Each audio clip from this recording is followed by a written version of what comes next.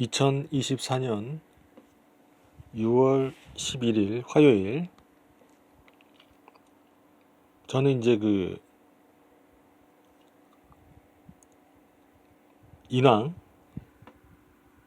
인왕을 상당히 좀 늦게, 출시한 지 상당히 늦게 접했는데요.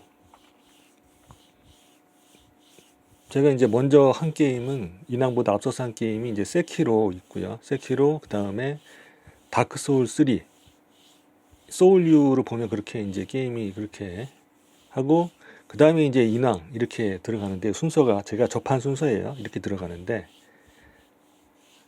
다 한 번 붙들면 시간이 좀 많이 걸리고 하는 그런 게임이잖아요. 빨리빨리 내 맘대로 이렇게 진행이 안 되는 그런 게임이라서 하는데 시간도 많이 걸리고 하다 보니까 인왕을 좀 늦게 접하게 되는데, 인왕이 이렇게 제가 직접 플레이 해보니까 더 재밌더라고요. 이렇게 보는 것보다. 그래서 저는 인왕이 세키로나 다크 소울에 비해서 재미는 좀 떨어지지 않을까라는 생각이 있었는데, 아니 그렇지 않네요. 해보니까, 플레이 해보니까. 근데 어렵긴 어렵네요. 어려운 점도 있고 하는데, 그래서 이제 느낀 점을 한번 이제 정리를 좀 해볼까 합니다.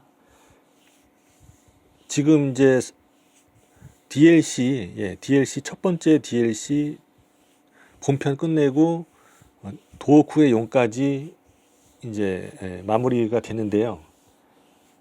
뒤에 DLC가 2개 더 있는 걸로 알고 있어요. DLC가 2개 더 있는데, 이거 좀 플레이가 가능할지, 더 어려워질 것 같은데, DLC는 어떻게 또 방법을 좀 찾아가면서 해봐야 되겠죠. 그래서 어렵지만 본편은 약간 좀 잘 모르는 상태, 좀 게임 자체에 대한 이해도도 좀 부족한 상태에서 본편은 좀 깬 것 같아요. 그렇고 DLC 할 때쯤 좀 게임에 대한 이해도가 조금 깊어진 것 같아요.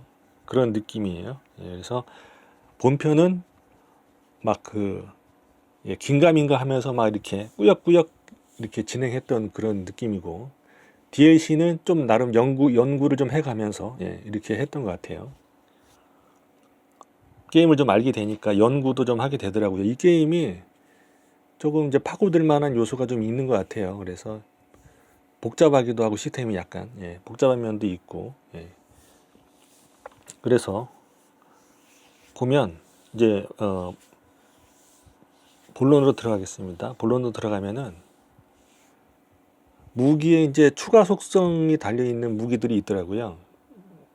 이제 제가 보니까 중요한 게, 이제 상당히 중요한 게 장비들인데, 무기도 굉장히 중요한데, 무기에 달린 옵션, 이렇게 중요하죠. 또 옵션도 중요하다. 근데 뭐 물 속성도 있고 불 속성도 있고 뭐 이렇게 하는데,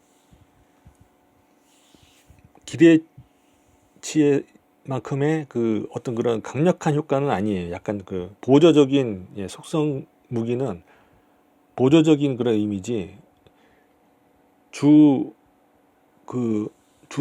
하는 데미지, 주로 주는 데미지는 기본 데미지가 있고, 거기에다 속성은 보조라고 생각을 해야 되겠더라고요. 그래서 한 10분의 1 정도 들어가나요? 그러니까 기본 무기의 데미지가 100이라면은 속성 데미지는 한 10 정도 들어가는 것 같아요. 근데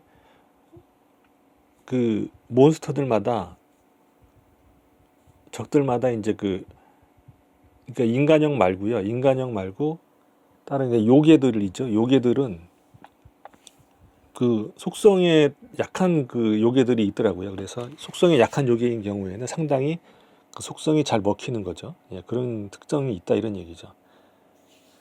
대표적으로 제가 꼽을 수 있는 거는 작은 의미보주인데요. 작은 의미보주. 큰 의미보주도 있고 작은 의미보주도 있는데, 이게 뭐냐면 슬라임처럼 생긴 몬스터가 있는데, 얘는 슬라임처럼 생겼는데, 슬라임처럼 생긴 것답게 물리 공격이 별로 잘 안 먹혀요. 안 먹히고, 근데 속성 공격, 불 속성 공격이 잘 먹히거든요. 그래서 무기에 불 속성이 있다든지, 아니면은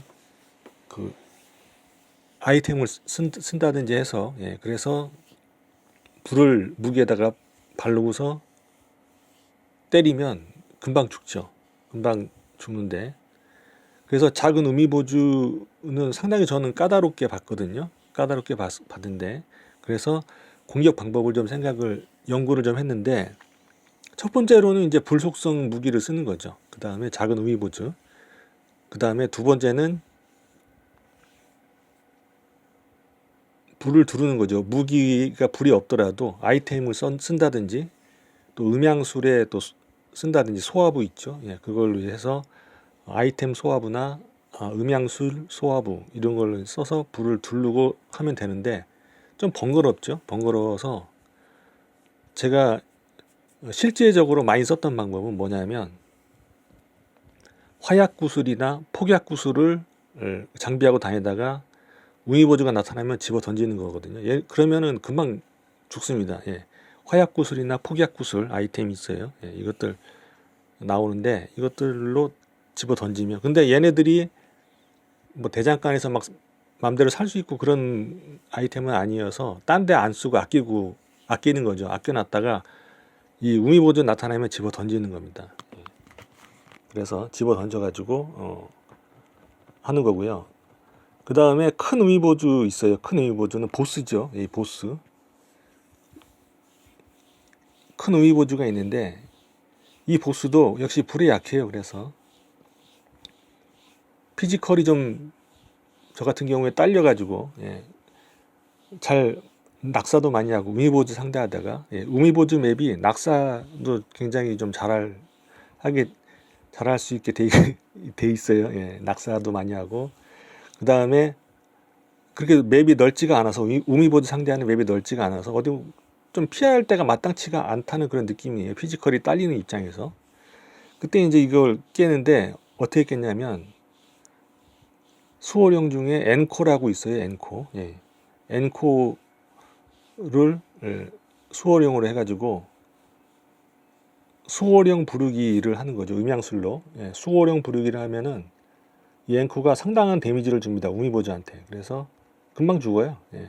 이 앵코로 해서 수호령 부르기로 하면, 그래서 앵코로 해서 수호령하고 뭐 이렇게 합체해가지고 막 싸우는 거 그 있잖아요. 예. 그거보다 더 효과적이에요. 예. 왜냐하면 원거리로 공격할 수 있거든요. 수호령 부르기로 하면, 그죠? 예. 원거리로 공격할 수 있고 데미지도 상당히 강력하기 때문에 굳이 붙어가지고 피지컬이 딸리면 붙어가지고 싸울 필요가 없더라고요. 그래서 우미보주 보스 같은 경우에는 엔코 수호령 부르기로 해결받다 이런 얘기죠. 예.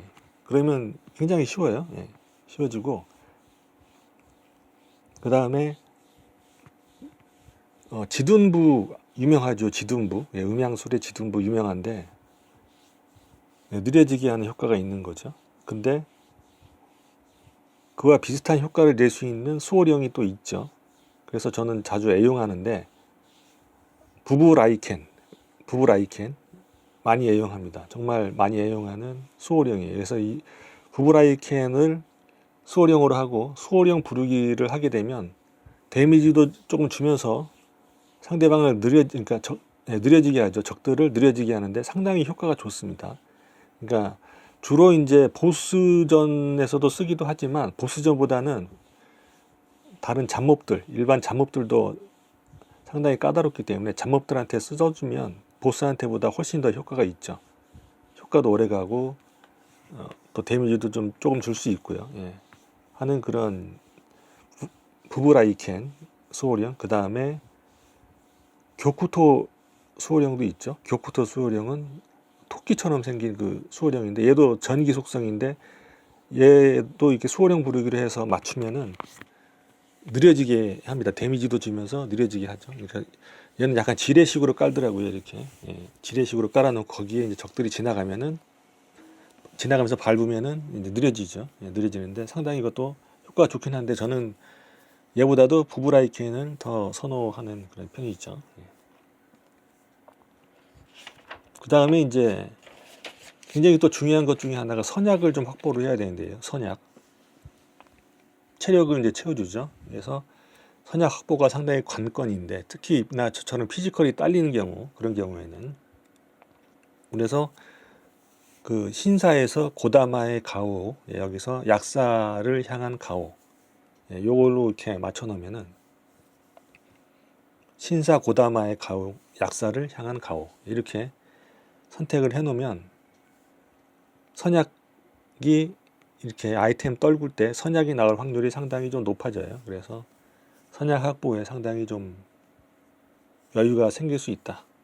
이런 거고요. 그 다음에 이제 반복해서 할 수 있죠. 한번 퀘스트 한 거 반복해서 할 수 있는데 그 중에서 적당한 그런 퀘스트를 반복을 하면서 선약을 확보하는 방법도 있습니다. 반복해서 선약을 확보하는 거죠. 만만하니까 선약 안 쓰고 그냥 깰 수 있는 그런 선약 거의 안 쓰다시피 하면서 깰 수 있는 퀘스트 같은 게 있다. 나한테.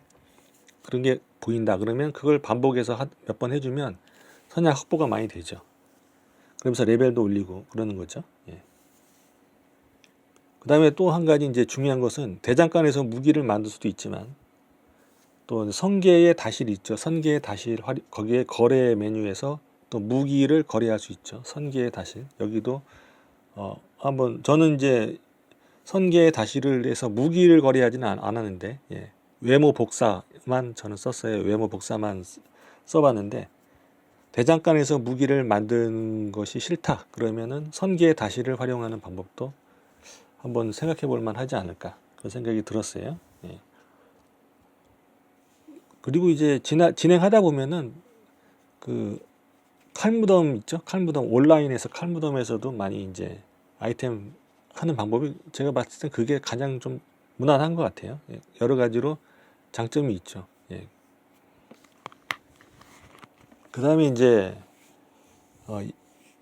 인왕의 특징은 제가 보니까 쇼컷 찾기라고 해도 틀린 말은 아닌 것 같아요. 그러니까 다 반대편에서 열 수 있습니다. 처음에 보면 다 반대편에서 열 수 있게 돼 있어요. 그죠? 예. 그래서 반대편에서만 열 수 있게 돼 있기 때문에 돌아가서 걸쇠를 치우고 열면 쇼컷이 되는 거죠. 그래서 쇼컷 찾기 게임이라고 해도 틀린 말은 아닌 것 같아요. 제가 봤을 때 인왕 같은 경우에. 그래서 DLC도 보니까 마찬가지인 것 같아요. 쇼컷 찾기. 그래서 반대편에서만 열 수 있는 분들이 굉장히 많다 하는 그런 특징. 그런 게 있는 것 같아요. 그 다음에 이제 다회차 요소를 본다면 1회차에서 한 번 깼던 미션을 또 하는 그런 반복도 있을 수 있고 뭐 1회차에서 2회차로 넘어가는 그런 것도 있을 수 있는데 그렇게 했을 때 약간 재미를 좀 찾아본다고 하면은 1회차만 하고 끝낸다라고 하게 되면은 1회차 끝나갈 때쯤에 나오는 수호령들이 있어가지고 얘네들의 이제 효과를 한번 좀 제대로 느껴보려면은 조금 더 플레이 해볼 만 하겠죠. 그래서 이제 2회차로 그냥 넘어가게 되면은 수호령들이 다 그대로 있으니까. 그 다음에 이제 고다마 있죠. 고다마를 다니면서 이제 찾게 되는데 다 못 찾은 고다마도 있어요. 그것은 다시 반복하면서 찾을 수 있더라고요. 그 미션을 다시 반복하면서 하는 그런 고다마 찾는 재미도 있고요. 이제 거의 그 후반부에 신기 아이템도 나오고 해서 그런 녹색 아이템 맞추는 재미 이런 것들. 그 다음에 또 세트 아이템 있죠. 세트 아이템. 그래서 처음에 하면 이런 게 뭔지 잘 몰라요. 그래서 세트 아이템이 도대체 뭔지 뭐 이런 것도 잘 모르고 처음에 플레이를 하게 되는 것 같은데 저 같은 경우에 그랬는데 그 세트 아이템 모을 정신이 없어요. 처음에 제가 1회차 할 때는 세트 아이템 모으고 뭐 할 데가 없는데 한번 이제 그 DLC까지는 아니더라도 본편이라도 엔딩을 보고 나면 약간 좀 이제 파악이 되니까 다시 이제 더 다회차를 할 때는 뭐 1회차를 다시 한번 한다든지 아니면 뭐 2회차로 넘어간다든지 뭐 이런 식으로 할 때는 세트 아이템도 한번 맞춰보는 그런 재미 같은 거 있죠. 그 다음에 아마 본편 1회차 하게 되면 무기를 전부 다 써보지 못할 거예요. 하나 익숙해지는데도 시간이 좀 걸리기 때문에. 근데 무기가 뭐 여러 가지 있죠. 그래서 저 같은 경우에는 사슬랏이나 톰파 같은 거는 거의 못 써봤어요. 그렇기 때문에 2도류까지는 조금 써봤는데 1도류는 많이 썼죠. 많이 쓰고 창도 조금 써보고 제가 많이 썼던 건 1도나 이제 그 대태도 이걸 많이 썼는데 그 다음에 활이나 총은 많이 써봤죠. 활이나 총도 많이 써보고 했는데 사슬라치나 톰파 같은 거는 이제 거의 못 써봤어요. 그래서 이렇게 미처 손도 못 대보다시피 한 무기들을 한번 또 써보고 싶은 그런 어떤 느낌인지 한번 써보고 싶은 그런 게 있죠. 그래서 그런 것들이 이제 2회차 요소가 되지 않을까. 그렇게 생각이 됩니다. 이상 마치겠습니다.